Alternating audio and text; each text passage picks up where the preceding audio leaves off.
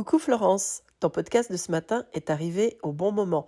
Par ici, ça va mieux. Cette semaine, j'ai gentiment repris, mais je suis en plein dans le décalage entre mon avant et mon après. Salut les filles d'Olympe, bienvenue dans les bulles de flow, ce défi un peu fou, vous concoctez 100 épisodes en 100 jours. Chaque bulle sera une respiration, une histoire ou un défi pour éclairer autrement nos différences, nos ressemblances et nos fameux possibles. Je suis Florence Hugui, facilitatrice des impossibles, et je vous emmène avec moi dans mes bulles d'expériences, d'anecdotes, de dialogue avec vous aussi, bien sûr. Allez, on respire et on s'envole. Coucou Florence, ton podcast de ce matin est arrivé au bon moment. Par ici, ça va mieux. Cette semaine, j'ai gentiment repris, mais je suis en plein dans le décalage entre mon avant et mon après. Je vois bien que mes repères ont changé. Ce monde a continué à vivre pendant que moi, j'étais stoppée. Et alors, où est mon chemin aujourd'hui ? Je ne sais plus vraiment, ou alors pas encore. Vivement la suite de ton podcast. J'attends avec impatience. Ces mots, c'est ceux que j'ai reçus ce matin, après avoir fait ce premier épisode autour de qu'est-ce qui se passe quand on s'arrête, qu'est-ce qui se passe quand tout à coup la vie nous sert une histoire qui fait que nous sommes obligés de ralentir le rythme, voire même de stopper complètement le rythme. Et j'avais envie de vous le citer parce que je reçois beaucoup de messages régulièrement après mes épisodes. Je vous les cite rarement, même jamais.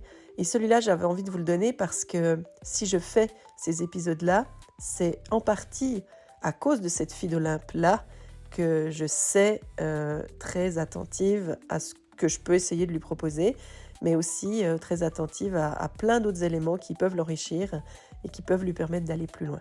Donc ça me permet de lui faire ce clin d'œil, et puis ça me permet aussi d'ouvrir cet épisode-là pour vous dire « Ok, et maintenant, comment on fait ? Comment on fait quand il s'agit de revenir au monde ?» Parce que c'est un peu ça le cycle qu'on a entamé ce matin. Après le chaos, il y a toujours ce moment un peu suspendu, parce que le monde recommence à bouger, et puis nous, on n'est pas encore exactement là, on n'est pas revenu, on n'a pas exactement le même rythme, on n'a pas les mêmes possibilités que les autres personnes, parce que soit on se remet d'un burn-out, et puis ça prend du temps pour reprendre un rythme qui a l'air d'être pareil à celui des autres.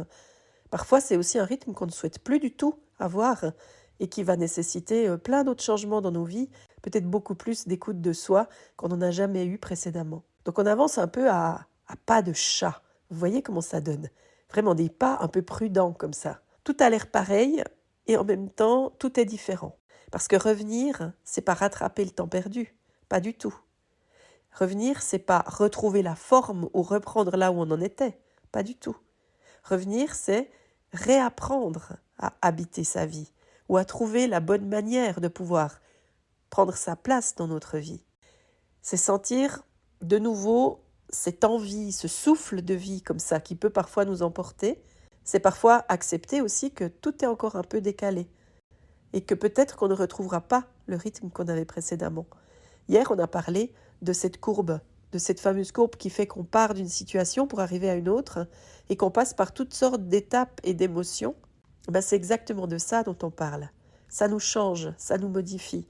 Donc on ne va plus être exactement les mêmes personnes. Il y a quelque chose qui va bouger à l'intérieur de nous.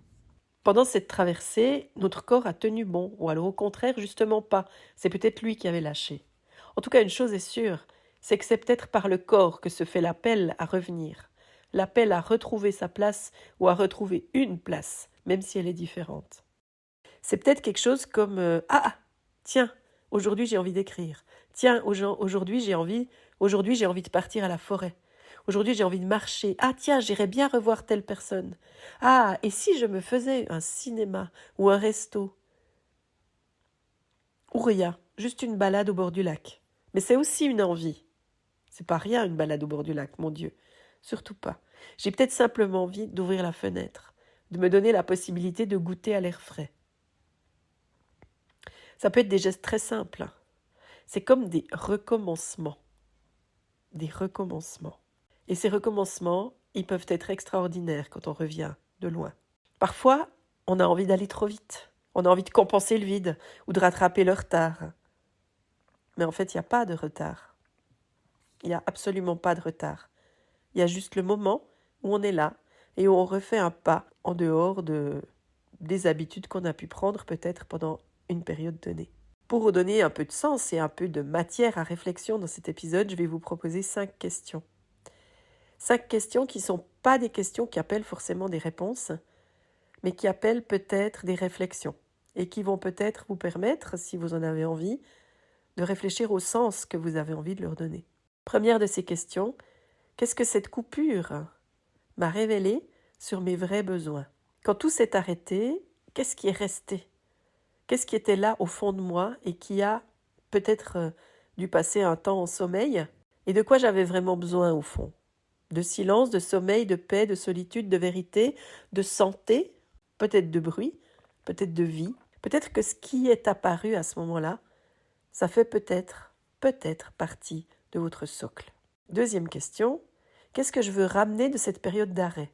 Même dans cette immobilité un peu forcée, forcément il y a eu des apprentissages. Moi je sais qu'avec mon pied cassé, j'ai pris conscience de mon rapport à l'autorité. Une fois de plus. Parce que je le connaissais, mais je l'ai vu à l'œuvre. Et je me suis vue agir avec la peur du médecin, avec la peur de devoir obéir, avec la peur d'être limitée, avec la peur de ne pas pouvoir faire comme je voulais et de pouvoir conserver ma liberté. J'ai bien senti tout ça. Ça raconte quelque chose de moi. Depuis, j'essaye de le travailler. Qu'est-ce que vous aimeriez conserver dans votre quotidien de cette période-là? Parce qu'il y a aussi tous ces moments précieux de retour sur soi, de réflexion sur soi, de temps à prendre avec le soin que notre corps mérite. Mon pied, il a nécessité que je fasse attention, que j'aille doucement, que je ne me précipite pas, que je renonce à certaines choses. Et peut-être que ça, j'ai envie d'en garder quelque chose parce que c'est aussi une manière de me choisir. Ça a été aussi une manière de me choisir. Troisième question, qu'est-ce qui mérite encore mon énergie et qu'est-ce qui ne la mérite plus? Parce que ces périodes-là, elles nous permettent de trier. Elles nous permettent de savoir qu'est-ce qu'on a envie d'emmener de cet avant dans cet après. Qu'est-ce qu'il s'agit de laisser mourir? Et puis qu'est-ce qu'on a envie de continuer à nourrir? Quatrième question, quelle petite action symbolique pourrait marquer ce nouveau départ? Ça serait un geste, ça serait une phrase, ce serait un lieu, ce serait un espace, ce serait un moment où on a repris conscience.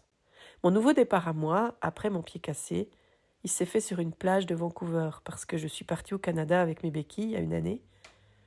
Et je marchais sur cette plage le dernier jour avant de rentrer et j'avais encore mon sabot parce que je l'ai gardé, ça c'est une longue histoire. Et j'avais mes béquilles parce que pour ce genre de balade, je les prenais quand même avec. Et je me disais, qu'est-ce qui est en train d'émerger? Qu'est-ce qui est en train de se passer ici? Qu'est-ce que je vais laisser sur cette plage? Et qu'est-ce que je vais réemporter dans ma vie qui va reprendre à partir de mon retour en Suisse? Cinquième et dernière question, qui va m'accompagner dans ce retour? Parce que revenir seul, c'est pas facile. Il n'y a pas besoin d'avoir une foule autour de soi, pas du tout. Mais peut-être qu'il y a besoin de quelques piliers. Ces 5 questions, c'est pas un plan d'action. C'est des portes, vous les ouvrez ou vous ne les ouvrez pas. Vous allez choisir celles qui font sens pour vous et celles qui n'ont aucun intérêt. Parce que revenir après ce genre de coupure ou après ce genre de moment, c'est important peut-être de s'accorder de la douceur, de s'accorder du respect et puis de s'accorder du temps. Si cette bulle vous a parlé, ne laissez pas la flamme retomber.